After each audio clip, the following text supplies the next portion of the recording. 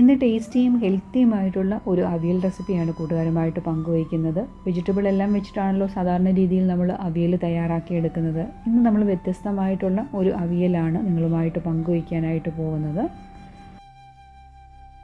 ഈ ഒരു അവിയൽ തയ്യാറാക്കിയെടുക്കാനായിട്ട് വളരെ ഈസിയാണ്, എന്നാൽ നല്ല ടേസ്റ്റിയും അതുപോലെ തന്നെ ഹെൽത്തി ആയിട്ടുള്ള ഒരു അവിയലും കൂടിയാണ് കൂട്ടുകാരുമായിട്ട് പങ്കുവയ്ക്കാനായിട്ട് പോകുന്നത്. ഇത് തയ്യാറാക്കുന്ന വിധം നമുക്ക് വേഗത്തിലൊന്ന് കണ്ടിട്ട് വന്നാലോ. ചീര കൊണ്ടാണ് നമ്മൾ ഈ ഒരു അവിയൽ തയ്യാറാക്കിയെടുക്കുന്നത്. കഴുകി വൃത്തിയാക്കി വെള്ളമൊക്കെ വാർന്നു പോകുന്നതിന് വേണ്ടിയിട്ട് ഇതുപോലൊരു അരിപ്പയിലോട്ട് എടുത്തു വെച്ചിട്ടുണ്ട്. ചീരയുടെ തണ്ട് ഞാൻ മാറ്റി വെച്ചേക്കുവാണ്. ഇനി നമുക്ക് തോരൻ അരിയുന്നതിനേക്കാട്ടിൽ കുറച്ചും കൂടെ വലുപ്പത്തിൽ വേണം അരിഞ്ഞെടുക്കാൻ.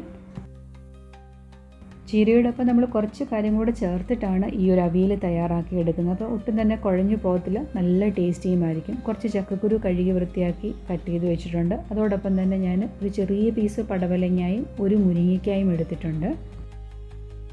ചീരയുടെ തണ്ട് സെപ്പറേറ്റ് ആണ് വെച്ചിരിക്കുന്നത്, കാരണം തണ്ടിന് കുറച്ചും കൂടെ വേവുള്ളത് കൊണ്ട് അത് സെപ്പറേറ്റ് നമുക്ക് വേവിച്ചെടുക്കണം. അതോടൊപ്പം തന്നെ പുളിക്ക് വേണ്ടിയിട്ട് ചേർത്ത് കൊടുക്കുന്നത് മാങ്ങായും അതോടൊപ്പം തന്നെ ഒരു തക്കാളിയും ചേർത്ത് കൊടുക്കുന്നുണ്ട്, പച്ച തക്കാളി. മാങ്ങയ്ക്ക് അധികം പുളിയില്ലാത്തത് കൊണ്ട്.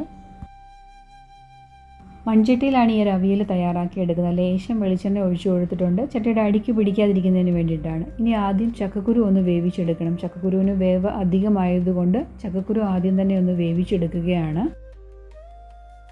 1/4 ടീസ്പൂൺ അളവിൽ മഞ്ഞൾപ്പൊടിയും വേകുന്നതിന് ആവശ്യമായിട്ടുള്ള വെള്ളവും കൂടി ഒഴിച്ചു കൊടുക്കുകയാണ്. ഉപ്പ് ഞാനിപ്പോൾ ചേർത്ത് കൊടുക്കുന്നില്ല, ചക്കക്കുരുവിന് ഇച്ചിരി വേവ് കൂടുതലായതുകൊണ്ട് വെന്ത ശേഷം നമുക്ക് ഉപ്പ് ചേർത്ത് കൊടുക്കാം. ഇനി അടച്ചു വെച്ചിട്ട് ഇത് ആദ്യം നമുക്ക് വേവിച്ചെടുക്കണം. ചക്കക്കുരു ഇപ്പോൾ ഏകദേശം ഒരു 3/4% വെന്ത് കിട്ടിയിട്ടുണ്ട്. അങ്ങ് വെന്ത് കുഴഞ്ഞു പോകരുത്, അങ്ങനെ ആകുമ്പോൾ അവിയലിൽ അങ്ങ് പൊടിഞ്ഞു പോകത്തതേ ഉള്ളൂ ചക്കക്കുരു. ഈ ഒരു പരുവത്തിലാകുമ്പോൾ നമുക്ക് ബാക്കിയുള്ള കാര്യങ്ങളോട് ചേർത്ത് കൊടുക്കണം. ബാക്കി ഞാൻ എടുത്തു വെച്ചിരിക്കുന്നത് മുരിങ്ങയ്ക്കായും പടവലങ്ങായും അതുപോലെ തന്നെ ചീരയുടെ തണ്ടുമാണ്. ഇതിലോട്ടൊരു 1/4 ടീസ്പൂൺ അളവിൽ മുളക് പൊടി ചേർത്ത് കൊടുക്കുന്നുണ്ട്. ആവശ്യമായിട്ടുള്ള ഉപ്പ് ചേർത്ത് കൊടുക്കണം. അതോടൊപ്പം തന്നെ പുളിക്ക് വേണ്ടിയിട്ട് നമ്മൾ മാങ്ങായും അതുപോലെ തന്നെ പച്ചത്തക്കാളിയുമാണല്ലോ ചേർത്ത് കൊടുക്കുന്നത്, അതും കൂടെ ഈ ഒരു ടൈമിൽ ചേർത്ത് കൊടുക്കുക. ഇനി ഒന്ന് ആവി കൊള്ളിച്ചെടുക്കാം. ഇനി ഇതിലോട്ട് ചേർക്കാനുള്ള അരപ്പെന്ന് പറയുന്നത് ഒരു 1/4 കപ്പ് തേങ്ങ ചിരകിയത്, 1/2 ടീസ്പൂൺ അളവിൽ ചെറിയ ജീരകം, ഒരു തണ്ട് കറി ലീഫ്, എരിവിന് വേണ്ടിയിട്ട് 2 പച്ചമുളക്, ഒരു 5 ചെറിയ ഉള്ളിയും എടുത്തിട്ടുണ്ട്. ഇതൊന്ന് ചതച്ചെടുക്കണം നമുക്ക്. കഷ്ണങ്ങളെല്ലാം വെന്ത് കിട്ടിയിട്ടുണ്ട്. ഇനി അരിഞ്ഞു വെച്ചിരിക്കുന്ന ചീരയാണ് ചേർത്ത് കൊടുക്കുന്നത്. ചീര നമ്മൾ തോരൻ അരിയുന്നത് പോലെ ചെറുതായിട്ട് അരിയേണ്ട ആവശ്യമില്ല, ഇച്ചിരി കൂടെ വലുതാക്കി അരിയണം. ഒട്ടും തന്നെ വെള്ളത്തിൻ്റെ അംശമൊന്നുമില്ല ചീര അരിഞ്ഞെടുത്തപ്പോൾ. ഒന്ന് ആവി കയറിയാൽ തന്നെ ചീര പെട്ടെന്ന് തന്നെ വെന്ത് കിട്ടുകയും ചെയ്യുമല്ലോ. തീ കുറച്ച് വെച്ച് അടച്ചു വെച്ച് ചെറുതായിട്ടൊന്ന് ആവി കൊള്ളിച്ചെടുത്താൽ മതി. അങ്ങനെ നമ്മുടെ ടേസ്റ്റി ആയിട്ടുള്ള അവിയൽ ഇവിടെ റെഡി ആയിക്കൊണ്ടിരിക്കുകയാണ്. ചീര വെച്ചിട്ട് നമ്മൾ നിന്നും തോരനൊക്കെ തയ്യാറാക്കി എടുക്കുമ്പോൾ ഇതുപോലെ വ്യത്യസ്തമായിട്ടുള്ള അവിയലും കൂടി ഒന്ന് തയ്യാറാക്കി നോക്കണം, നല്ല ടേസ്റ്റാണ്. മാങ്ങായും അതുപോലെ തന്നെ നമ്മൾ പച്ചത്തക്കാളിയൊക്കെ ചേർത്ത് തയ്യാറാക്കി എടുക്കുമ്പോൾ ഈ അവിയലിനൊരു പ്രത്യേക ടേസ്റ്റാണ്. ഇപ്പോൾ ചീരയുടെ ഇലയൊക്കെ നല്ലതുപോലെ വാടി വന്നിട്ടുണ്ട്. ഇതിലോട്ട് നമ്മൾ ചതച്ച് വെച്ചിരിക്കുന്ന കൂട്ടുണ്ടല്ലോ, അതും കൂടെ നമുക്ക് ചേർത്ത് കൊടുക്കാം.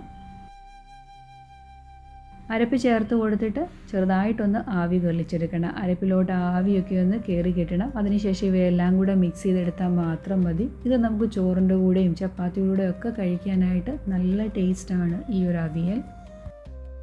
അവസാനം 1 ടേബിൾ സ്പൂൺ അളവിൽ വെളിച്ചെണ്ണ ഒഴിച്ചു കൊടുക്കുന്നുണ്ട്. ഒരു തണ്ട് കറി ലീഫും കൂടെ നമുക്ക് ചേർത്ത് കൊടുക്കാം. അതിനുശേഷം അടച്ചു വെച്ച് കുറച്ച് നേരം വെച്ച് കഴിഞ്ഞിട്ട് വേണം നമ്മൾ സെർവ് ചെയ്യാൻ. അപ്പോൾ ഇതിന് ആ ഓയിലും കൂടെ ഒക്കെ ഒന്ന് ഇറങ്ങി കുറച്ചും കൂടെ ടേസ്റ്റ് കൂടുതലായിട്ട് കിട്ടും. ഇന്ന് വളരെ ഈസി ആയിട്ടുള്ള ഒരു റെസിപ്പി കൂട്ട് തന്നെയാണ് കൂട്ടുകാരുമായിട്ട് പങ്കുവെച്ചത്. ഇതുപോലെ ചീര അവിയലൊന്നും തയ്യാറാക്കിയിട്ടില്ലെങ്കിൽ തീർച്ചയായിട്ടും ഇതുപോലെ ഒന്ന് തയ്യാറാക്കി നോക്കുക. നിങ്ങളുടെ കയ്യിൽ പച്ചത്തക്കാളി ഇല്ലെങ്കിൽ അതിന് പകരം നല്ല പുളിയുള്ള മാങ്ങ എടുത്താൽ മാത്രം മതി. ഇന്ന് കൂട്ടുകാരുമായിട്ട് പങ്കുവെച്ച കുഞ്ഞു വീഡിയോ ഇവിടെ കൊണ്ട് അവസാനിപ്പിക്കുകയാണ്. വീണ്ടും ടേസ്റ്റിയും ഈസിയുമായിട്ടുള്ള റെസിപ്പി കൂട്ടുമായിട്ട് വളരെ പെട്ടെന്ന് തന്നെ ഞാൻ വീണ്ടും വരുന്നതാണ്. Thanks for watching.